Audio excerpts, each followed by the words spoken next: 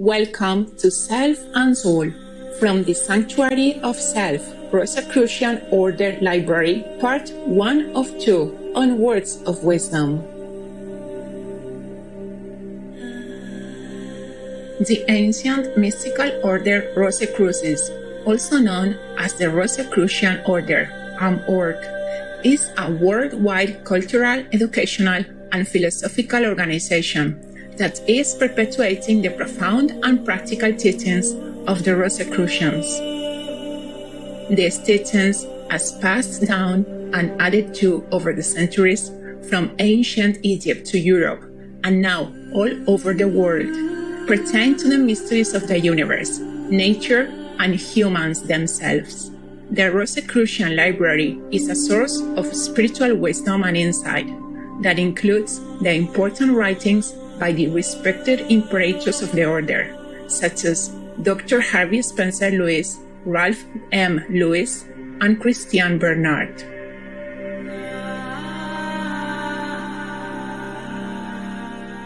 Today, we will read from Chapter 3, Self and Soul, from Part 1, entitled The Mysteries, in Frater Ralph M. Lewis's book, The Sanctuary of Self. A detailed and comprehensive explanation is offered in this chapter on the nature of consciousness and humans' awareness.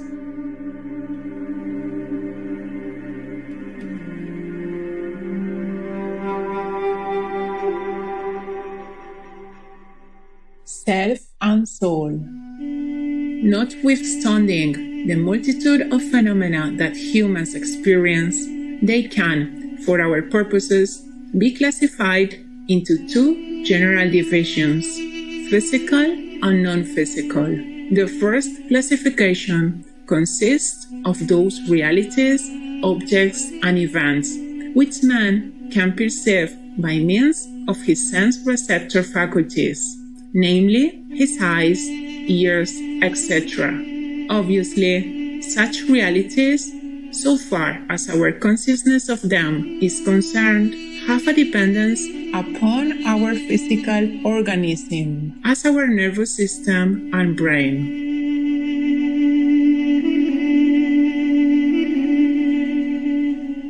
The second classification consists of those perceptions or experiences which are the result of consciousness of self.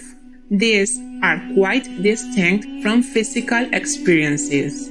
You do not exist to yourself just because you see your body or can touch your limbs. In fact, if you were deprived of all of your physical receptor faculties, you would still have a realization of yourself. It is commonly said that we feel self, but such is a verisimilitude, the appearance of truth. The fact is that the sensations of self are not like those we derive from the touch of an object. To self, there are no sensations of hot, cold, hard, or soft, nor are there sensations of pain or pleasure. You realize that you are you, quite aside from such experiences. This consciousness of self, then, is a consciousness of our consciousness.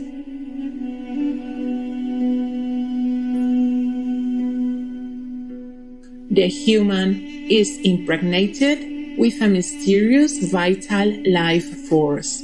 We conceive that intelligence is an attribute of this life force, or that it is at least integrated with its functioning. Patently, then, this indwelling intelligence also exists in the cerebral neurons, or brain cells, wherein it provides a sensitivity to those impulses, which come to us through our sense organs from the world outside ourselves.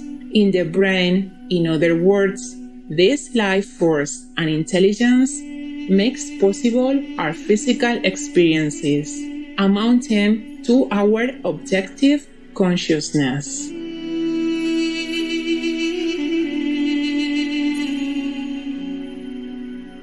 In addition, the highly sensitized organ of brain can and does become conscious of the sensitivity of this vital life force and intelligence, existing throughout the whole being of man. The origin of these latter sensations, it is apparent, is entirely immanent. They are in no way related to the sense organs and the outside world. The function is similar to an extremely delicate instrument made to detect exterior motions, but which is likewise, because of its sensitivity, able to discern the fine movement of its own mechanism. The consciousness has thresholds. By thresholds, we mean the points at which certain effects or sensations begin to occur in the brain. The thresholds for the impulses of sound and sight, for example, are considerably lower than those of the vague impressions of self. Consequently, it is comparatively easy to lose a realization of self if the grosser impulses of the sense organs dominate the consciousness of the brain. In other words, if the consciousness is exposed to a bombardment of sounds and an excitation of visual impressions, we know from our own experience that we lose momentarily a realization of self in these physical perceptions of the objective consciousness. Only when the thresholds of the receptor senses are partially blocked or suppressed do we become fully aware of those more subtle impressions, which reach the higher thresholds of the brain consciousness and which we experience as self. It is quite cogent that without a highly developed organ, such as the human brain, self would not exist to each of us. This does not mean to convey the idea that brain is the cause of self, nor that self is dependent upon that organ. Brain, however, is the channel by which we come to know self. It is the instrument by which our varied impulses are integrated into that notion, that state of consciousness, which we define as self. For analogy, a large telescope is not the cause or creator of a nebula millions of light years distant. It is, however, the means by which we come to discern the existence of the nebula.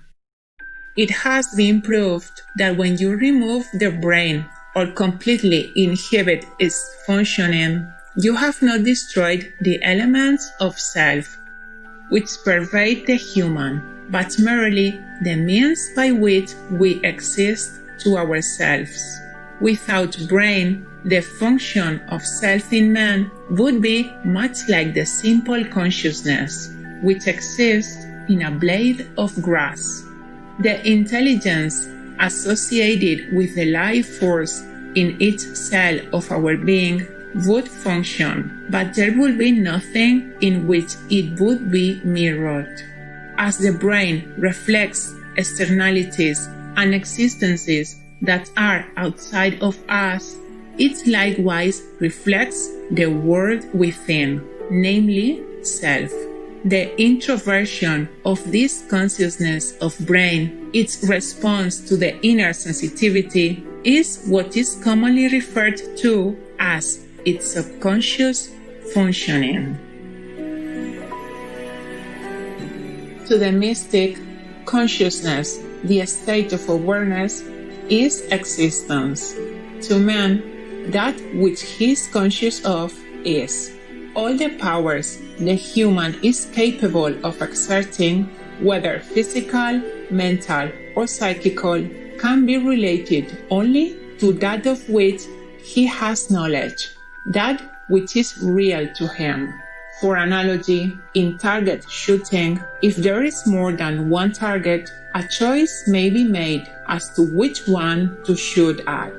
If but one target can be perceived, that then becomes the object of the participants' efforts and whole attention. The mystic knows, however, that the realities of his consciousness are dual. Those things or particulars which have an objective existence as his body and the external world, and those realities of his consciousness that are inner perceptions arising from deep within himself as emotions, moods, inspirations. This latter may become an impetus which will cause him to have objective experiences, but their origin seems confined to the ethereal nature of his being. To the mystic, the only separation that exists is this duality of his consciousness, the inclination to make a distinction between the realities of self and those of the objective world. Actually, the mystic understands that all these realities are part of one great hierarchical order, a graduated scale. The gradation is according to the simplicity or complexity of their nature. The more complex the realities, the greater is their manifestation of the one universal intelligence. In other words, the more they represent the entire hierarchical or cosmic order. The activities of self, the realities of our inner being, are more complex in this sense than are those particulars of the material or everyday world which we experience.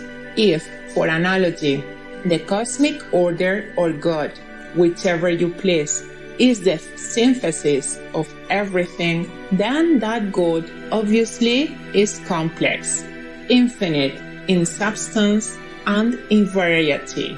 If we become conscious of the complex or the greater evolvements or manifestations of his nature, the closer is our intimacy with him, the more of him we experience.